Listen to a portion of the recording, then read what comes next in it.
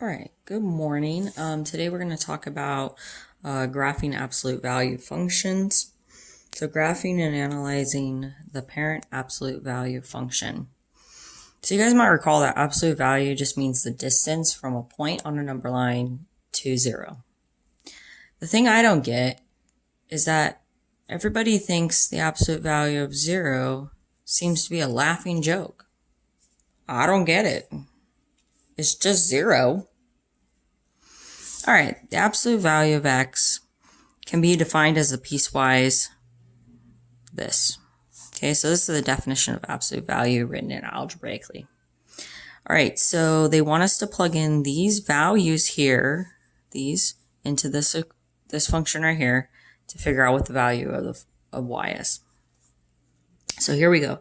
If we take -8, is -8 bigger than 0? No.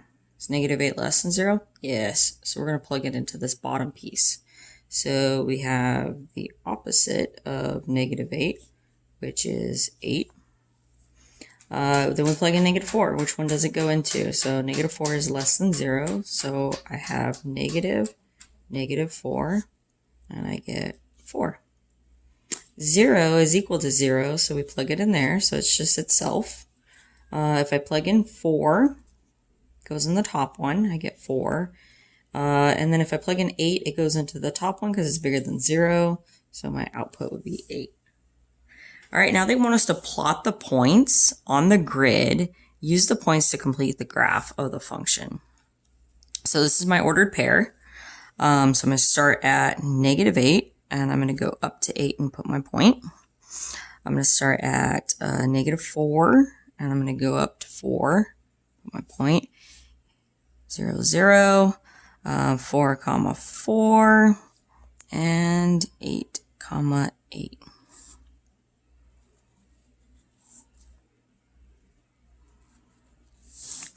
All right, now examine the graph of f of x equals the absolute value of x and complete the following statements about the function. F of x equals the absolute value of x is symmetric about the blank and therefore is an blank function. So if you notice, if I was to fold this in half, I could do it at the y-axis. So that means it's symmetric about the y-axis. And as we know, anything that's symmetric about the y-axis happens to be an even function. All right, the domain of it, there is no values that have any issues. There's no holes in the graph. If I was a tiny little ant, that's my ant. No, it is not a devil ant. It's a little ant. Was walking along. Would there be any holes or anything for him to fall into? No. So the domain is all real numbers. Or you could also write that as all real numbers. All right, the range of the function. So now we're looking at the actual function on the y-axis. So up and down, what does that look like? Well, we notice that the function does not drop below 0. It's always above. So that means all of my values goes through 0. So it's a bracket, 0 to positive infinity, or we could write it as y is greater than or equal to 0.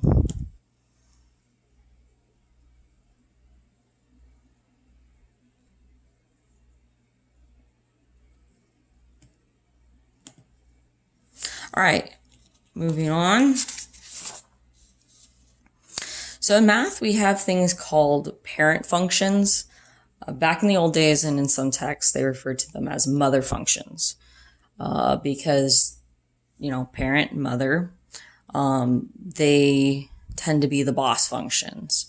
In other words, when, a parent function has offspring, they have transformations and different genetic features and things like that happen in the population, right? So our parent function for the absolute value is its most simplest form.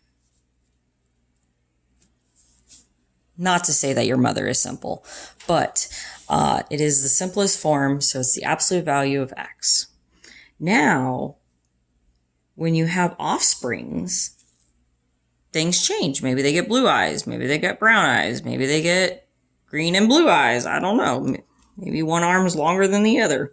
But anyways, so as we transform or manipulate this parent function, we get things that start to look like this, where these A, B, H, and K are actual values. And so these can vary from time to time. So there's certain properties that we can look for, and certain things that happen depending on the letters. All right, so when we look at the vertex is always H, comma, K, right? So this is your vertex. So we always want to start by finding what our vertex is. The vertex of the mother function is 0, comma 0. So let's see what's the vertex of this one. So find the vertex. So I'm looking at this value and I'm looking at this value. Notice that in the original function, they do minus h. Okay, so how do I get a minus 5? Well, the only value I could plug in is 5 in order for it to be a minus still. Because in order for that to change to a plus, I would have to have a negative 5. All right. Notice that k is plus k, so what value do I put in for k so that it's minus 2? Well, I'd have to put in negative 2. So my vertex is 5, comma, negative 2. All right, now what I would normally do is I would pick values looking at the x. I'd pick 2 to the right and 2 to the left. Okay, so if you look at this table, I've already filled it in to save you some time. All right, so that point would be in the middle of that. Again, looking at the x values. So what we're going to do is we're going to take each one of these and we're going to plug them into our little child over here, our sibling. Okay, so we would have g of 4 is equal to 4. My x now becomes 4 minus 5 minus 2. So I have g of 4 equals 4. 4 minus 5 is negative 1 minus 2. All right, remember, we treat absolute value first like we do with parentheses. So I have 4, absolute value negative 1 happens to be 1 minus 2. So that gives me 4 minus 2, which is 2, and I'm running off the paper.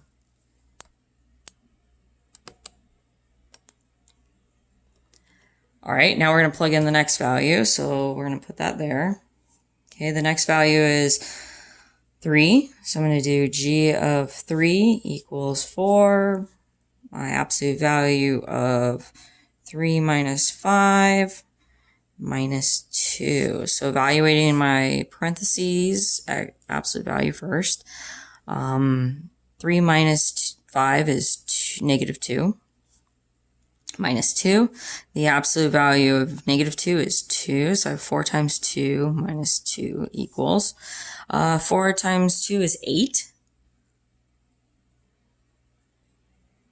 Minus 2 gives me 6. So I put a 6 over there.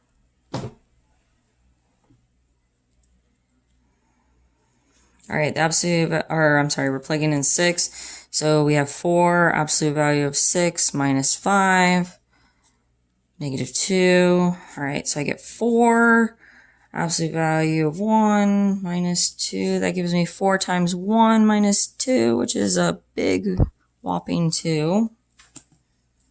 Okay. All right. Now we gotta do 7. So g of 7 is equal to 4, absolute value of 4 minus 5 minus 2. So I get 4, inside I get negative 1, negative 2. So then I have absolute value of negative 1 is 1, 1 times 4 is 4, minus 2 equals another double. All right. So we get 2. Now we're in business. So let's go ahead and plot these points on a graph.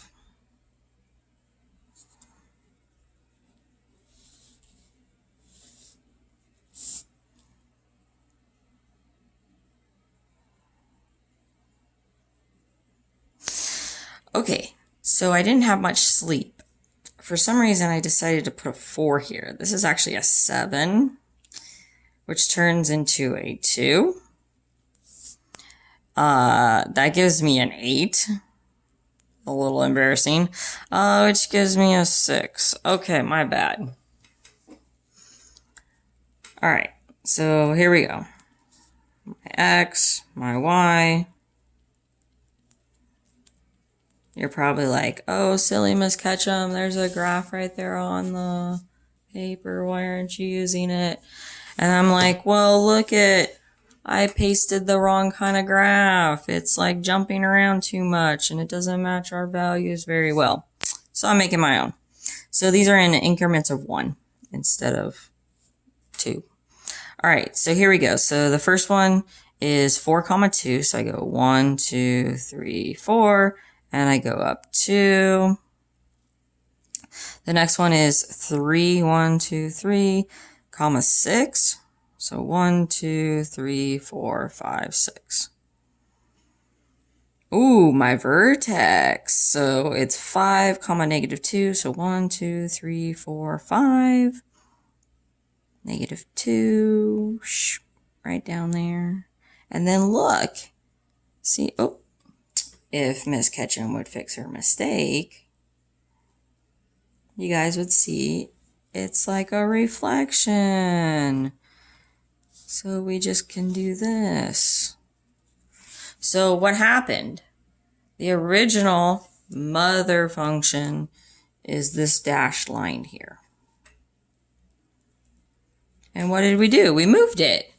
We moved it over, shifted it down, and that's the child. All right, moving on. Ooh, now things are heating up. Look at this one right here. All right, so first we're going to find the vertex. Okay, so remember, we want to focus on this number and this number. So how do I get a positive 3 from the original function? Well, I would need a negative 3 to plug in there. So I get negative 3 for my X, and for my Y I get 1. Because to get a plus 1, I would need to plug in a plus 1. And that's just given based off of the original function. Okay? Then you would do a table of values. So you'd want to put your point negative 3, comma 1 in the middle. What are 2 values to both sides of it? I would pick negative 2 and negative 1. And then I would also pick, so those ones are to the right of the function, so I need to pick some to the left. So I would pick negative 4 and negative 5. Okay, a little bit ugly. I'll help you by plugging in a few of them. So let's do g of negative 1. Absolute value of negative 1 times negative 1 plus 3 absolute value plus 1. Woo, my hand's getting tired. All right, here we go. So negative a half times a negative 1 would be a positive a half plus 3 absolute value plus 1. All right. Now, ooh, fractions. Put it 2. 2 times 1 gives me 2, so 2 times that gives me 6. So the absolute value of 7 over 2, close it, plus 1. I'm feeling the burn on this one. All right, absolute value of this one is 7 over 2 plus 1. Oh, we got to make that into a fraction. 7 over 7, 14. Ooh.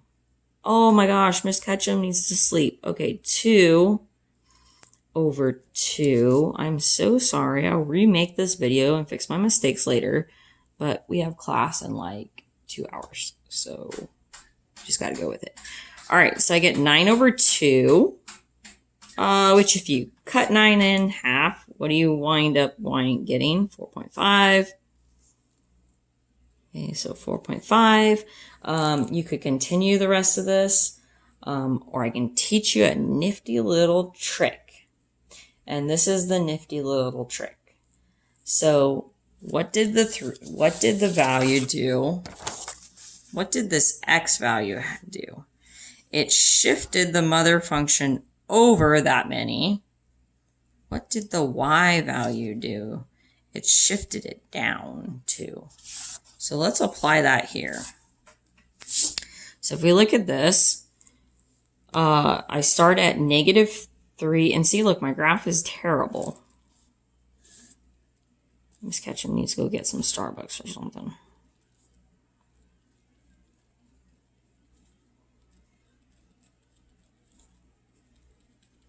All right, so I'm going to start at -3, and I'm going to go up to 1. That's my vertex. And then what happens is we know it's going to be facing up because this value right out here is positive. And so to sketch it, boom, boom. It's just the transformation of the original function.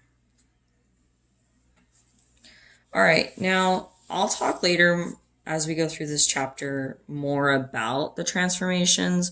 Right now, you just need to get down basically how to sketch them. So the first thing I want you guys to do is definitely know how to find the vertex, and then definitely know how to shift it. All right, so this one, we're going to step it up a little bit. We're going to do some major algebra here. So I hope you guys all got a good night's rest, because it's about to get really fun. All right, so what happens in this problem is they give us a graph, then they tell us the value of A, so this value. Then they want us to find B. Ooh, that sounds like a lot of fun, right? All right, here we go. So what's the vertex? I just look at my graph. What's the bottom point? All right, my vertex is 2, 5. So now we're in business. I have H and K. So let's go ahead and do that. So I better start up here. I'm going to need lots of room. All right, so g of x is equal to, ooh, my A they gave me. Good. And then I have 1 over, I don't have B, so I just put B. X minus, ooh, what do? It's a +2, so how do I keep it positive? I keep the negative. Okay, that makes sense. And then I close it, plus 5. All right, so now I need something else. And that other thing I need is a point on the graph. So right here you can see that point is 6, 6 that we're going to use. So for my function output, it is a 6 for my y equals 1. Absolute value of 1 over b. Parentheses, my x value is 6 minus 2. Absolute value plus 5. All right, now we're rolling. Okay, so let's clean this mess up. I have 6 is equal to 1. And then I have 1 over b. Ooh, 6 minus 2 is going to give me 4. Absolute value plus 5. All right, still just cleaning this mess up. All right, so I put that over 1. That means I have 4 over b in the absolute value. I don't really need to write that 1, but I will, because I already did, and I'm writing in pen. All right, so this is where I'm at.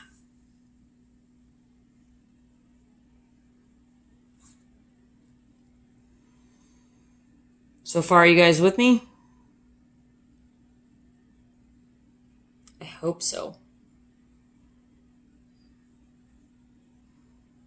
All right, now remember, the absolute value can take on 2 values, a positive distance and then the distance from 0 on the negative side. So we need to do some fun stuff here, all right? I'm going to minus 5 from both sides. I'm going to get 1 equals the absolute value of 4 over b. So now I've solved for the absolute value. Now I'm going to break this out by the definition. So one of them is going to remain positive because it's a positive distance from 0 on the x-axis. And the other one is going to become really sad and negative because it's a negative distance from 0. I don't know where I was going with that joke. All right, so now how do we solve for b? Multiply both sides by b. So I get b equals 4. Multiply both sides by b. I get negative b equals 4, which translates to b equals negative 4. All right, we got to do some soul searching here. And we got to figure out which one of these it's going to be. Based on the problem conditions, only consider b equals 4, substitution into g of x to find the value. Well, the reason why we do that is because we need to look at positive distances and we can't get a negative answer. So the formula is going to be g of x is equal to, my a was 1, so I'm not going to worry about it, 1 over, there's my solution, 4, x minus 2 plus 5. So that is the child formula. But this is some serious stuff. All right. So the next one, I'm going to let you guys go ahead and try. So this time, you're solving for a. You're going to let b equal 0, and you're going to solve for a. So I'll give you a hint. Start with your vertex. Our vertex is up here. It's counting by 2s. So that's going to be, if this is 2, this is halfway, so that's a 1. Comma, how high does it go? 6. Okay, so then you pick a point, and you use b equals 1, and you're going to solve that.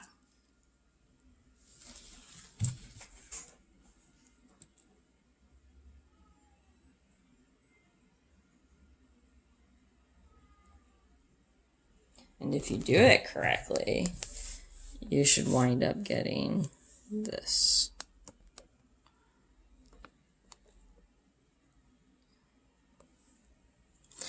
Okay, so they picked a point.